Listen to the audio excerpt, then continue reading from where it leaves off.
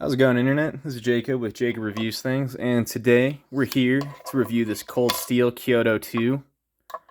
Now, this is a weird one to review for me because I didn't actually buy this knife. I didn't seek this one out. There wasn't anything about this knife that was like, yeah, I want to talk about this. I want to use this. I got this for free from Blade HQ because I think it was like over $50 on a cold steel knife around Christmas, and they just sent me this for free, which, hey, really dope. Thanks, Blade HQ.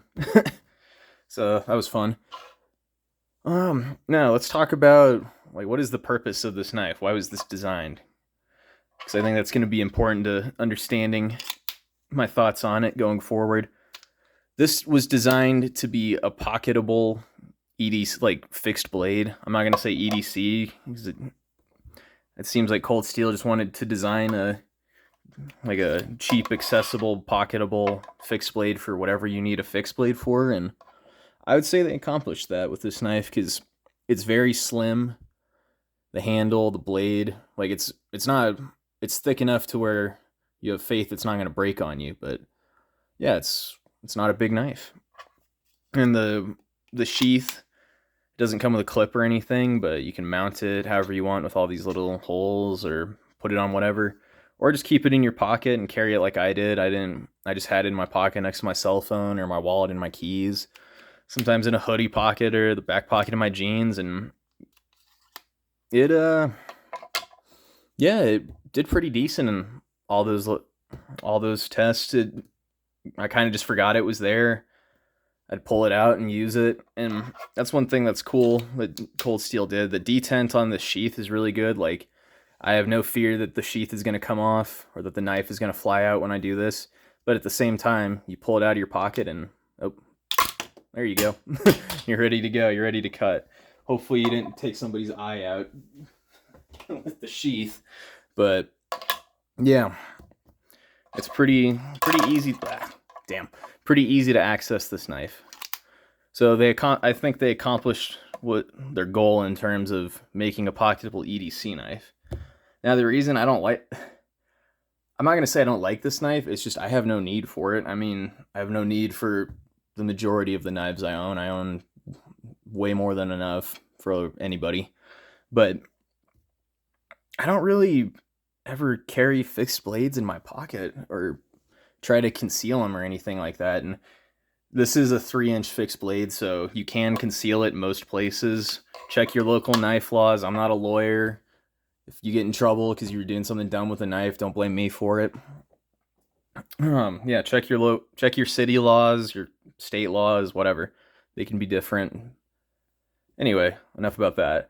Like I said, the reason I don't feel the need for this is I have other fixed blades that I think are better and that I don't pocket, and two, I just like I said, I don't carry knives like that. Like, I usually just have a folder on me. That's all I need. And a lot of my folders are pretty tough, so I don't feel they're quick to access. So this to me, it's for me personally, this knife is just redundant.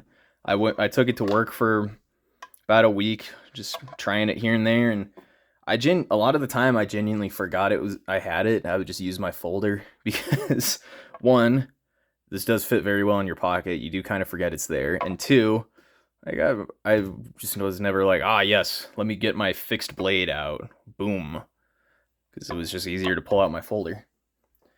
So that's a personal preference thing. If you want an EDC fixed blade that'll just fit in your pocket, this is a good choice. I'm just not that person, unfortunately, but it does work. The edge came very sharp. You've got 8CR13 MOV, which is a decent, cheap stainless steel. It's not like a super steel or anything like that, but it's a steel I have some experience with. One of my favorite knives, the Spyderco Persistence, has 8CR13 MOV and no issues with it. And I doubt I will, since Cold Steel, they're pretty good as far as quality goes. And I believe this is a $25 to $30 knife, depending on who you buy it from. This is pretty good quality for that price. I mean, you're going to be hard pressed to beat it. Most companies can't make something this good for that price, and yeah, you've got this Cray X rubber handle, which is very grippy. And one thing Cold Steel did, this added little detail I like. They added I believe on their website they said it's like a Tatsumaki pattern. It's basically the pattern you'd see on a samurai sword, a katana. So yeah, they didn't have to do that. That wasn't necessary. They could have just made it all rubber and gone with some traditional grippy pattern. But nah, they added that extra little detail because Cold Steel are just cool like that sometimes. They just do cool stuff. Um, oh yeah, that's the other thing. If you like tantos, you'll probably like this knife. This is a traditional tanto style. The Kyoto comes in, uh, I, th- I think an American tanto, and I can't remember if it comes in another. But yeah, if you like the American tanto more, you can buy a Kyoto with that blade. I personally like traditional tantos a little more. So yeah, if you're a traditional tanto guy, this is a good knife. One one thing, I'm not sure why they put a guard on this. I mean, I get why it would be on the bottom. You know, it's a small knife. The handle isn't very big. You don't want your fingers slipping up. But this, I don't understand this. This just does not feel good. Like holding it like this sucks. Holding it like this isn't the best because of this top part of the guard. Doing, yeah, if I'm choking up like that, with my thumb, this is digging in. It creates so many unnecessary hot spots. I'm really not sure why Cold Steel did that. Maybe they were going for the katana look. It might just be an aesthetic thing. I don't really know. Maybe they didn't explicitly say this was for self-defense on their website. Maybe they were going for that. I don't know. I mean, you can see my thumb just slid over the guard there, or my finger. Yeah, this isn't the best guard, you know. But it's still a guard. This part's cool. This part creates hot spots. Not a fan. Oh, it is full tang, by the way. I forgot to mention that. So yeah, you're getting a full tang knife. Should be pretty tough. Don't go batoning through logs with this knife, because I like 8CR13 MOV, but I don't trust it to do stuff like that, if that makes sense.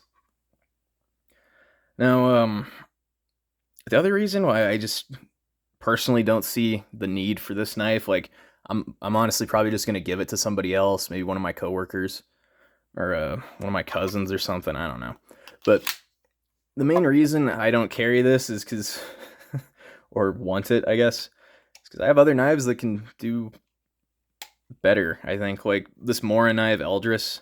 I really love this knife. This is like my around the house. If I need a knife, fixed blade. It's about the same size. The handle is so much more. The blade's shorter. The handle's a little shorter, but oh, it's so much more ergonomic. This is something I wish Cold Steel had done. They probably didn't do this just to make it thinner, more pocketable, but make the handle a little rounder, you know, just widen it. Because this feels great. This locks in my hand. This is still a good grip because of this material and the pattern, but it just doesn't feel as secure, you know. It doesn't feel as comfortable as this. So I guess that's a little nitpick. If I was Cold Steel, I would have done that differently. So yeah, Mora knife. I would say this is maybe a direct competitor with this, just because they're in the same price range, same level of quality, and they're both tiny EDC knives that you could pocket. So yeah, I already have a Mora Eldris. I don't need this, which sounds weird for a knife guy to say. The other thing too is when I do carry fixed blades, not often, but when I do, I tend to carry just a sheath knife I can carry on my belt, like this Muela 2512.